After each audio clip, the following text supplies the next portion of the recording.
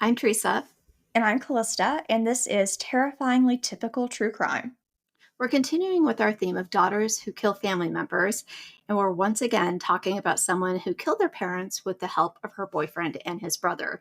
This is a case out of Brazil, which took place in 2002, and I'm going to assume not a lot of people outside of Brazil or South America have heard of Suzane von Richthofen, who the press, in their quest to keep things classy, dubbed the evil blonde. On to the case. In the early morning hours of November 1st, 2002, Suzanne von Richthofen, 19, called her boyfriend, Daniel, 21, from the sidewalk in front of her home in the wealthy enclave of Campo Belo in Brazil's largest city of São Paulo. She told him she thought they had been robbed. She had just picked up her younger brother, Andreas, 15, from the cyber cafe, which were all the rage in the early 2000s, especially outside of the United States. The siblings had snuck out of the family home around 10:30 p.m. on October 31st. Suzanne told Andreas that she and Daniel were going to go to a hotel to celebrate her birthday, and that she would drop him off at the internet cafe and pick him up later. When they arrived home and headed towards the front door to go inside, they found the door open and the light on. Daniel told Suzanne and Andreas to stay outside, that he was on his way and would call 190, the emergency services number in Brazil. Police arrived shortly after the phone call and found Suzanne, Andreas, and Daniel sitting on the sidewalk. Suzanne told the officers that she and her brother arrived home around 4 a.m. with the intention of sneaking into the house, as their parents would have been angry if they had woken up and found them sneaking in at such a late hour. However, after arriving home and finding the light on and the door open, they were scared that they may have been robbed and quietly entered the home to avoid alerting anyone to their presence. Andreas went to the library on the ground floor, which his father used as an office, and found that it was in disarray and looked like it had been ransacked. Scared, he yelled for his parents, but there was no answer. Suzanne, fearing someone may still be in the house, told her brother that they needed to go outside.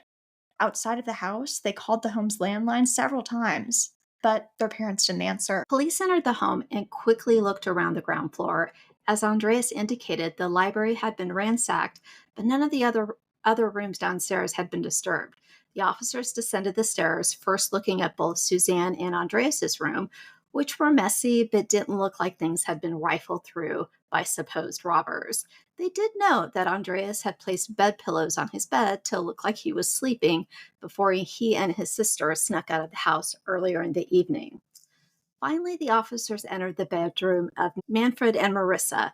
They immediately saw Manfred's bloodied body on the bed.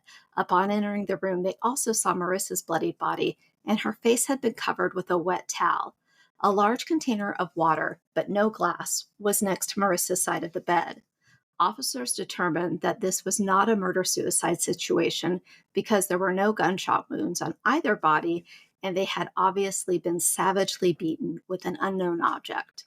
Officers began investigating the crime from a possible robbery angle. However, they quickly changed their focus to murder and someone attempting rather badly to stage the house as a robbery gone wrong.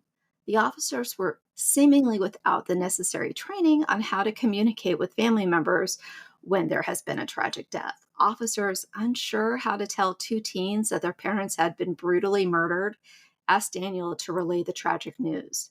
Officers noted that Andreas immediately broke away from being comforted by Suzanne and Daniel. But Suzanne asked, what was next? What did she need to do? Wouldn't you ask what happened to your parents? Are Suzanne and Andreas safe?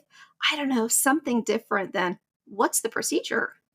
I mean, I guess I can get her asking what's next if she's worried her parents' killer might come back for them too, but that's not what she's worried about, so maybe she would do better with showing a bit more concern for her murdered parents to keep suspicion off her for a little longer. Maybe it's hard to fake compassion when you know what's happened.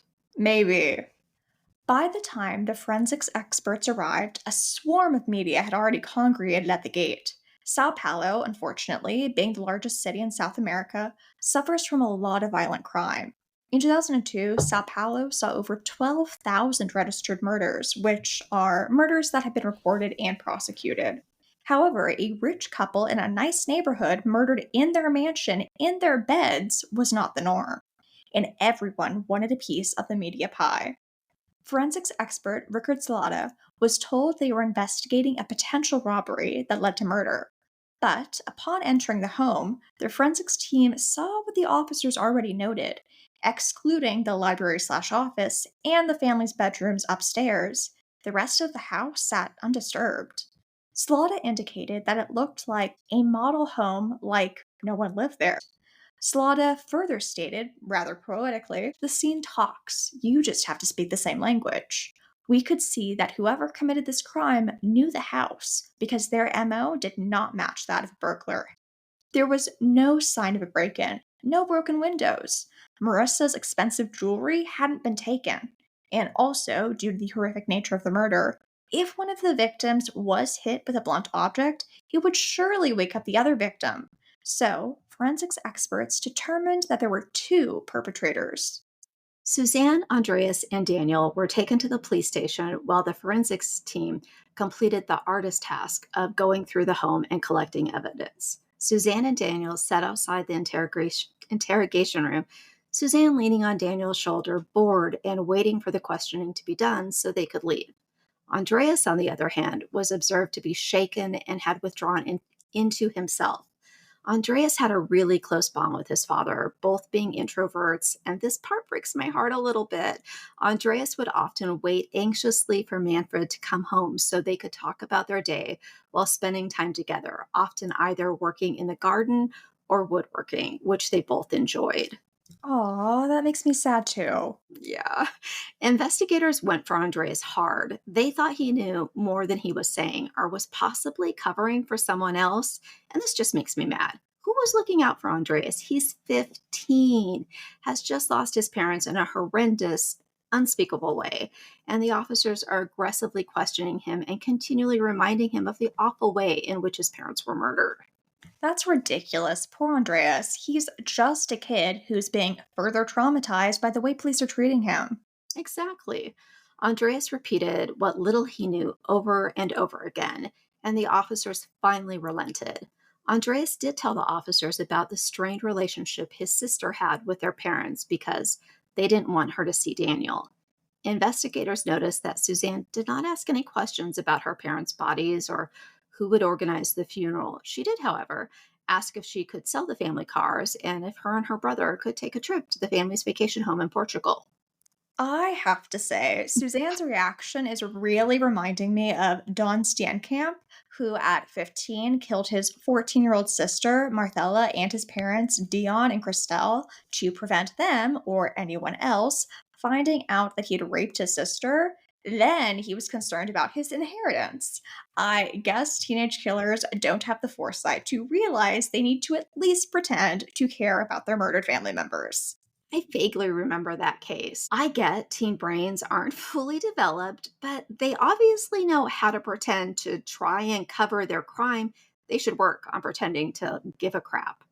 They can only focus on one thing at a time. But back to Suzanne. Suzanne von Richthofen grew up the only daughter of wealthy Manfred, who was of German descent and an engineer at Dursa, a company that oversees Sao Paulo's extensive highway system, and Marisa, who was of Lebanese descent and a psychologist with her own private practice. Manfred and Marisa met while they were both attending the University of Sao Paulo. The following isn't really relevant to the case, but seemed to be mentioned in every piece of research we reviewed and allowed the press to highlight the fame of a long dead relative. Manfred was the great nephew of the World War I German ace pilot known as the Red Baron. Baron von Richthofen was shot dead during a dogfight, which is an aerial combat between fighter aircrafts at close range, in case you also did not know that, over the River Somme in France in 1918. The Red Baron was lauded as one of Germany's most skilled and revered fighter pilots. Despite this famous connection, neighbors commented that even though the von Richthofens lived in a large house with a large yard and pool, they tended to keep to themselves, not throwing parties and treating their home as a respite from their busy careers. On an outing in August of 1999, the von Richthofen's family were enjoying some time outdoors when they spotted Daniel. How did we determine we were going to say that? Cravenose? Is it I, Kravinos? Cravenose? Cravenose, sorry guys.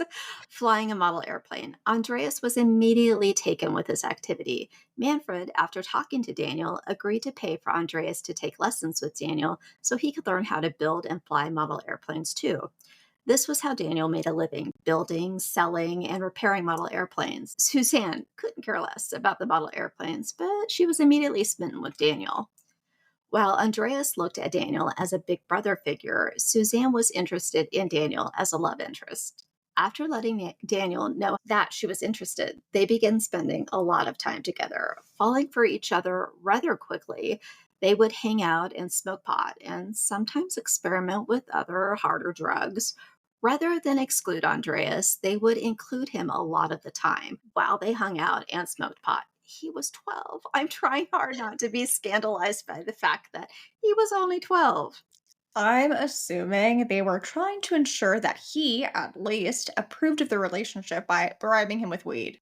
I'm sure that was the idea. Friends noted that Daniel and Suzanne preferred to only spend time together and were rarely apart. During this time, they also met Daniel's older brother, Christian, who abused drugs and had already been to rehab. Manfred and Marisa knew that Suzanne was spending a lot of time with Daniel, but assumed it was simply a casual fling that would end soon. They were wrong. Suzanne was enthralled with Daniel and spent all her free time with him. She even missed her high school graduation party to be with Daniel. Suzanne did not get into her parents' first choice of law school, but was accepted into their second choice, the Catholic University PUC, which had a branch in Sao Paulo. Friends noted that they saw a lot of Daniel who would come to the university to see Suzanne. Suzanne would not go to any parties or do anything social without Daniel. Daniel, for his part, was spending less time working on his model airplanes and more time with Suzanne. Suzanne was also spending a lot of her allowance on Daniel. She asked her father for more money, but he knew this would be spent on Daniel. Manfred and Marisa, realizing this was more than a bit of fun, found out about Daniel's and Christian's drug use and implored Suzanne to stop seeing him. They also knew that with Daniel's lack of gainful employment, Suzanne was bankrolling his drug habit. Instead of agreeing to end things, she started lying about where she was in the age old teenage lie of telling her parents you were spending the night with a friend who they approve of, but actually hanging out with your older boyfriend who they most definitely do not approve of. This came to a head in the spring of 2002 when Marissa called the house of the girlfriend Suzanne said she was spending the night with and was told Suzanne wasn't there. The next morning, when Suzanne arrived home, her parents were waiting to confront her. Suzanne had been caught and had no other option but to tell her parents she had been with Daniel. Her parents, having had enough, prohibited Suzanne from seeing Daniel. This would have dire consequences. Prior to her relationship with Daniel, Suzanne had had a close relationship with her parents, doing what they wanted, getting good grades, and not stepping out of line. Her and her mother were especially close. However, their relationship was now strained and would remain that way. Suzanne continued to see Daniel behind her parents' backs. After about a month later, Suzanne told her parents that she and Daniel had ended things and she was no longer seeing him. Andreas knew this wasn't true and that Suzanne and Daniel's relationship hadn't changed.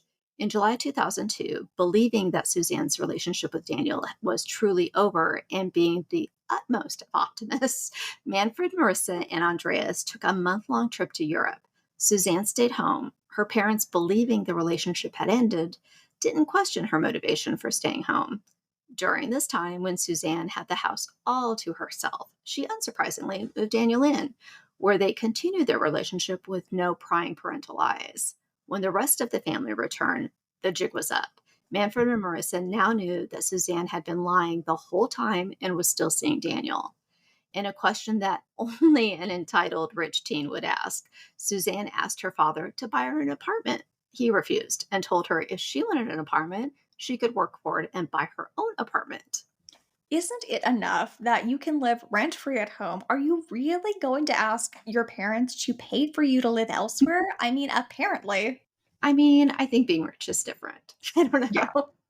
In September 2002, police were called for the third time to the von Richthofen's residence to break up a fight between Manfred and Daniel. The other two times, Suzanne was caught trying to sneak Daniel into the house in the middle of the night. Each time, she was stopped by her father. Back to where we started off. Later in the day, on November 1st, the day that Manfred's and Marissa's bodies were found, the deputy in charge of the investigation drove to the mansion to further investigate the murders. The deputy knocked several times with no answer, and they were getting ready to see if they could access the backyard from where they heard voices coming. But then Suzanne opened the door. She told the deputy that she and some friends were celebrating her birthday with a pool party. Suzanne showed the deputy around the house and escorted her up to her parents' bedroom. Investigators were suspicious of Suzanne's careless attitude hours after her parents' murder and decided to look a little deeper into her life. Investigators were finding inconsistencies in Daniel's and Suzanne's retelling of what happened. Suzanne mentioned to an investigator that there was a briefcase on the floor of her father's office that he kept various currencies in, and that it had a large cut in it. She told the investigator the exact amount of money that was in the briefcase. Forensics expert Salata indicated that he hadn't noticed the cut in the briefcase before picking it up and looking at it, meaning, of course, that Suzanne did not see this from glancing at the briefcase, but had known about it because she had either cut the briefcase herself or had told Daniel or Christian to. Suzanne, in an attempt to cast blame elsewhere, mentioned a maid that had worked with her parents and an old family friend who may have held a grudge. Investigators cleared these individuals rather quickly and were thinking that the perpetrators had to be familiar with the house to leave so many rooms untouched and for there to be no sign of forced entry. Also on November 1st, hours after the police had been called and the bloodied bodies of Manfred and Marisa were found, in another part of the city, Christian Kravanos counted out 36 $100 bills to pay for a brand new motorcycle. Christian, 26, and his younger brother Daniel, 21, grew up in a lower middle class family in São Paulo. São Paulo struggles, as many cities do, with income disparity, though it may be a little bit more glaring there. The majority of the population would be defined as either middle class or lower middle class. In a large city with clear class lines and the majority of the crime happening outside the rarefied neighborhoods of the very wealthy, this case became near constant fodder for both tabloids and more mainstream newspapers. Police then got a call about a week after the murders from the auto dealership that had sold Christian the motorcycle. They, like everyone else in the city, had been following the sensational murders and knew that no suspects had been arrested yet. The transaction was unique, so they called the police and reported the sale and the name of the buyer. Investigators had been preparing to call Christian's and Daniel's father to see if he was involved. However, getting the call about the lavish purchase put his son Christian on their radar. Daniel, Christian, Suzanne, and Andreas were all called back to the police station to be interrogated separately. Christian was questioned by two experienced officers and was the first to crack and confess to the murders. Second, Daniel was questioned and he also confessed. Suzanne, unsurprisingly, was the third one to confess to her involvement in the murders of her parents. She initially indicated that she quote unquote helped. She said in her confession that she didn't want her parents to die, but it was too late to stop it. So they were all arrested. A few days after the arrest, they were each brought to the mansion separately to help police by reenacting their part in the murders. When an officer laid on the bed acting out the part of Manfred, Daniel broke down in tears. After the arrest, the former lovers turned on each other, which really is not at all surprising, and blamed each other as the masterminds in plotting the murders. Classic self preservation, as soon as you realize the game's up, you're going to turn on your co conspirator to save yourself. In reality, Daniel and Suzanne had hatched the plan to kill her parents together. Daniel told Christian of their plan and asked if he would help. He was initially unsure, but with added pressure and the promise of money, he relented and agreed to the plan. Around 11 p.m. on October 31st, 2002, after dropping Andreas off at an internet cafe, Suzanne picked up Daniel and Christian and drove them to her family home. She had turned off the home security system and cameras earlier in the day. Because this was a wealthy enclave, the neighborhood was monitored by a night watchman. He noted the time he saw Suzanne's vehicle enter the neighborhood. Suzanne led Daniel and Christian into her home. The brothers waited at the bottom of the stairs while Suzanne went upstairs and entered her parents' bedroom to make sure they were asleep.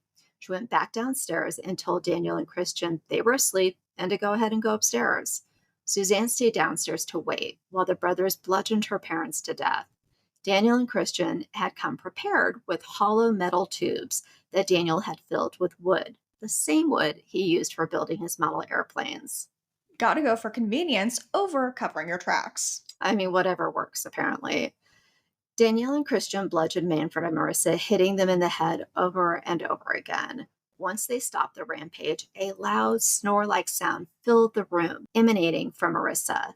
This was likely what is referred to as a death rattle, which is a wet, crackling, moan like snoring or gurgling noise. Christian didn't know this and freaked out and grabbed a towel from the bathroom and covered Marissa's face. He used a glass container that was sitting on her nightstand and quickly filled it with water. Just the large container, no glass, was on the nightstand, leading many to believe that Suzanne had come upstairs, heard the noises coming from her mother, and she retrieved and filled the container and set it on the nightstand, then watched as Christian proceeded to waterboard her mother. A fair assumption, since if Marisa had gotten herself water, she's likely not going to drink out of an unwieldy container. And I'm going to hope that because she was already near death, Marisa wasn't completely conscious during the torture. I hope so too. When the brothers were done, they went downstairs where they disposed of their bloodied clothes in garbage bags, then threw items around the office to try and sell the robbery angle. For that same reason, they also stole a few pieces of Marisa's jewelry and placed Manfred's gun, which they had found in his closet, next to his body to make it look like he was trying to protect his wife and himself from deranged burglars. In the office, Suzanne slashed her father's briefcase, which she knew he had a substantial amount of money in. She then took the cash out and gave it to Christian as payment for helping kill her parents.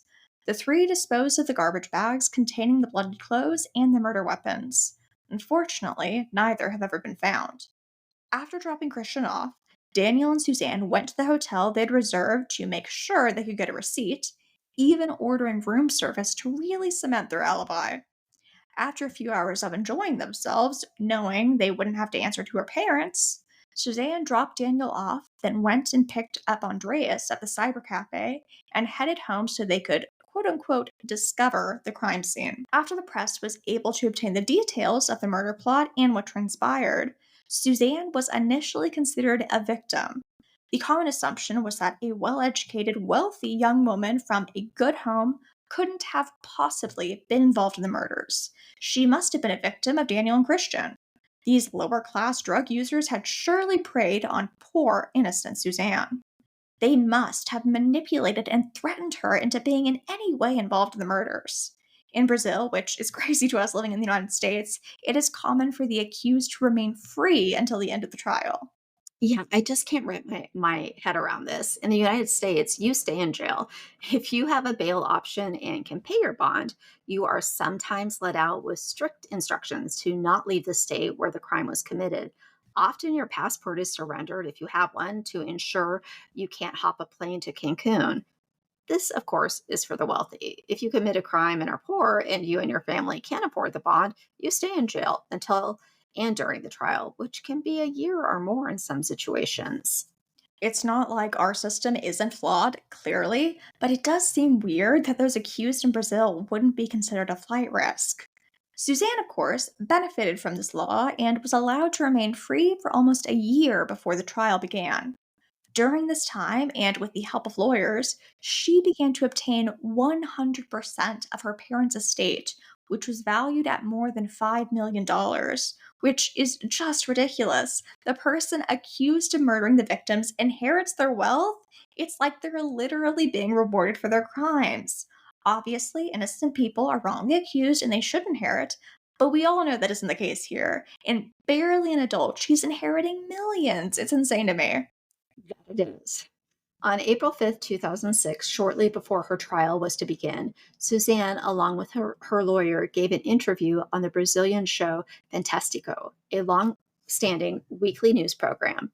Suzanne's long hair had been cut shorter with bangs almost covering her eyes. She sported a Minnie Mouse shirt and bunny slippers to really sell the young, innocent daughter of wealthy parents used by the poor, guilty, druggy boyfriend. Not realizing the cameras were already rolling, her lawyer advised her to cry during the show. The show aired to an angered public who now felt like they had been fooled in the belief that Suzanne was the one being controlled by Daniel. Suzanne was jailed on April 10th, 2006, so she could not unduly influence the upcoming trial and any potential jurors. This single act destroyed the goodwill of many who had originally thought of Suzanne as a victim. The public is fickle, and they felt tricked by Suzanne's demeanor. The press dubbed Suzanne again the evil blonde. Don't love the nickname. Like you said, way to attempt to sensationalize the case to sell more papers, but glad her guilt is now apparent. Yeah, I'm glad the cameras had been rolling before they Mhm. thought they were. Prosecutors sought 60 years imprisonment for each defendant, 30 years for each victim. Suzanne's attorney, in a play that was most certainly for the media, requested a postponement because a witness was out of the country. The judge refused, and the lawyer, acting like a petulant toddler, stormed out of the courtroom, forcing the postponement. The trial of Suzanne, Daniel, and Christian officially began on July 17th, 2006. Each defendant had a different version of what happened on Halloween night 2002. Christian, in a bold move, said that he was not involved in the murders at all. He said that he confessed to help his younger brother, who was facing 2 first-degree murder charges, get a lighter sentence. Christian said his only involvement was trying to talk to Daniel out of his and Suzanne's plan to murder her parents. Daniel's testimony was that he did kill Manfred, but at the behest of Suzanne. She told him that she wanted her inheritance and her freedom, and the only way for that to happen was for her parents to be dead. Daniel said that his love for Suzanne was the reason he agreed to her plan. When the forensic evidence was shared with the courtroom, Daniel began to cry and was allowed to leave the courtroom. Suzanne, sitting nearby, showed no emotion either to Daniel's outburst or the troubling and graphic forensic evidence. At the catalyst, one of the brothers' lawyers indicated that the catalyst for the murders was Suzanne saying her parents mistreated her. In spectacular he said, she said fashion, her lawyers placed the blame solely on Daniel and claimed his only motivation was money. Suzanne's lawyers presented her as being psychologically dependent on Daniel and claimed that he continually threatened to leave her if she didn't get rid of her parents. It seems that, along with the media, Suzanne's lawyers went out of their way to constantly refer to the Kravinos brothers as lower income individuals. Suzanne, playing the grieving daughter, said during her testimony when referring to Daniel, "I couldn't resist his spell. He was like a god for me," adding that Daniel was her first lover. We're sure the inference that her lawyers were trying desperately to plant into the minds of the jurors was that this poor lower class man took her virginity and she was such a nice girl until he got his hands on her. Suzanne said of Daniel, "He once told me to imagine how wonderful it would be to live with him without the presence of my parents. A few months later, he told me the time had come to get rid of my parents, and if I didn't follow him, he would abandon me." Like Kim Edwards, Suzanne is acting as if she was forced to go along with the murders. But unlike him, Suzanne had a privileged childhood to point to as a reason she would never have murdered her parents if it hadn't been for Daniel. Shameful, really. Mhm. The prosecutors, in their closing arguments, characterized Suzanne as the epitome, again, this phrase, of the evil blonde. The prosecutors highlighted her cold demeanor to the jury and asked for the maximum penalty of 50 years. Most newspapers and many talk shows, in an effort to remain relevant, posted a daily synopsis of the trial. The public was fascinated in a city and country so divided by class that a beautiful, privileged young woman could have been involved in such a heinous crime. It, of course, didn't hurt that she was blonde and beautiful. Of course, beautiful people can't be bad. Just look at them. I love our twisted societal views regarding the wealthy versus the poor, the beautiful versus the normals. Mhm. On July 22nd, only days after the trial began, the courtroom was packed with nearly 200 people waiting to hear the verdict. Suzanne, Daniel, and Christian were found guilty of murder in the first degree of Manfred and Marisa von Richthofen. Christian received a sentence of 38 years and has since confessed again to the murder of Marisa. Suzane was sentenced to 39 years in prison and Daniel to 39 years and 6 months. The prosecutor called Suzane the mastermind of the horrific crime and argued that she wanted to have unfettered access to her parents' money, along with the freedom and independence to do what she wanted. Which pretty much sums it up. The media, not wanting to lose the public's insatiable interest, continued to report on Suzanne's life in prison and the status of any appeals. In 2009, Suzanne appealed her sentence and requested house arrest. This request was denied. Undeterred by this decision, she tried again in 2011. Also in 2011, Andreas rightly sued Suzanne for his half of the inheritance, including their parents' life insurance, and won. Suzanne surprisingly was still eligible to receive a portion of these proceeds, which is definitely not the law in the US. The US has something called the Slayer Rule, which prevents people from profiting from the murder of another person. Also, really leaning into her denial, Suzanne's paternal grandmother steadfastly believed in Suzanne's innocence and left her as beneficiary of her will. She would receive approximately $100,000 plus a home worth approximately $1 million upon her grandmother's death. I feel bad that her grandmother believes that. I obviously understand why she would want to not think her granddaughter murdered her son and his wife, but it's also really sad that Suzanne has fooled her. Suzanne stated that after about 10 years in prison, she, like so many before her, had found God and surprisingly stopped fighting for her portion of her parents' inheritance and tried to connect with her brother. In 2014, Suzanne married another female prisoner and was transferred to a larger married cell, which she shared with her wife, Sandra Gomez, and 8 other couples. Apparently, in order for the prison to consider a couple married, you have to sign a form indicating that you're in a committed relationship.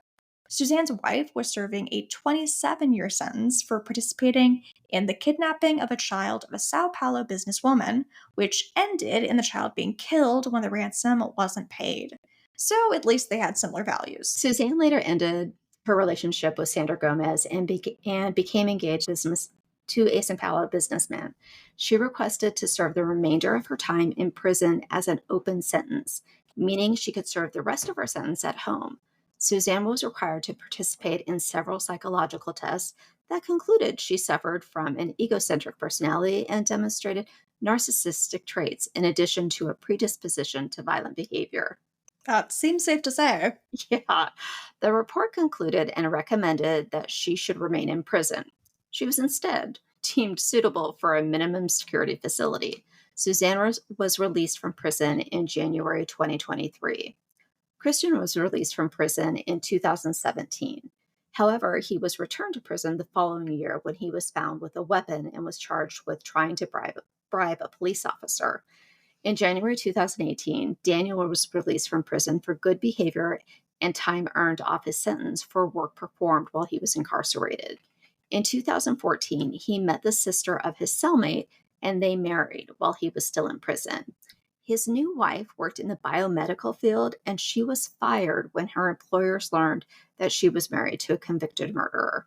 Unfortunately, she has had difficulty finding work, and her extended family have tried to stay anonymous. I do feel bad for Daniel's wife and her family, but do we really think they've been rehabilitated in that time period?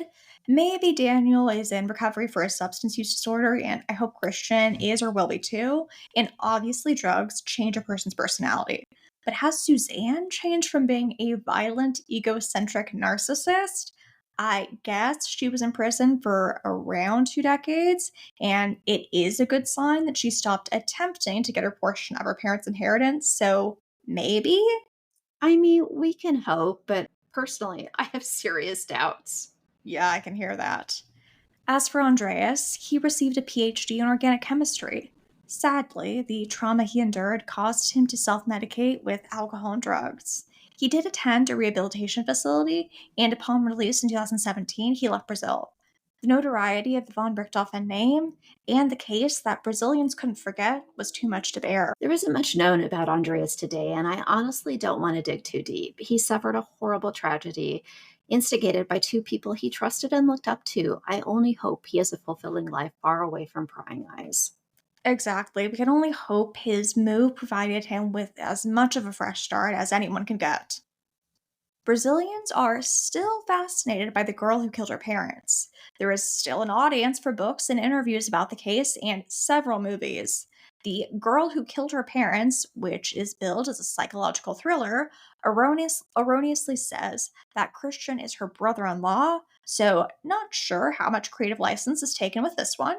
There is also another movie, which came out the same year, 2021, which is supposedly from Suzane's point of view called The Boy Who Killed My Parents. And finally, in 2023, because the public's appetite for the story won't die, there was The Girl Who Killed Her Parents, The Confession, which is a behind the scenes view of the investigation. All of these are currently available in English on Amazon Prime if you're interested, although we personally haven't watched them and can't offer a recommendation. And since this is yet another case in which a daughter teamed up with her boyfriend to kill her parents, once again to be with said boyfriend, it's hard not to see it as a pattern. But personally, I think the danger in recognizing that is to say they wouldn't have killed if they hadn't met them, and I don't think that's true. Daughters like Suzane seem incredibly opportunistic. She wanted her inheritance and her freedom, and she found someone who could help her get it. I'm not saying she went into the relationship with that goal in mind, especially given her previously positive relationship with her parents, but I don't believe Daniel forced Suzane to kill her parents. Of course, there are many cases where victims are forced to commit atrocious acts. That said, in the cases we've discussed, I think the daughters were just as, if not sometimes more, culpable as their male accomplices. But what do you think? I definitely think the daughters are more culpable. I think they are the masterminds and are able to get their boyfriends to commit these horrific acts so they can be free of their parents. And of course, in this case, inherit a bunch of money. I think in most of these cases, they are the ones that convince the boyfriends to commit murder, not the other way around. Agreed. Okay, that's where we're going to end today's episode. Next week, we will be continuing our theme of daughters who kill with the case of Jasmine Richardson. All the sources we used for this episode are in the show notes below. If you'd like to suggest a case or theme for us to discuss, feel free to email us at terrifyinglytypicalpodcast@gmail.com. You can also follow us at terrifyinglytypicalpodcast on Instagram and at terrifyinglytypicalpod on TikTok. Leave us a comment below to let us know what you thought of the case. We'd love to hear your opinions. See you next week.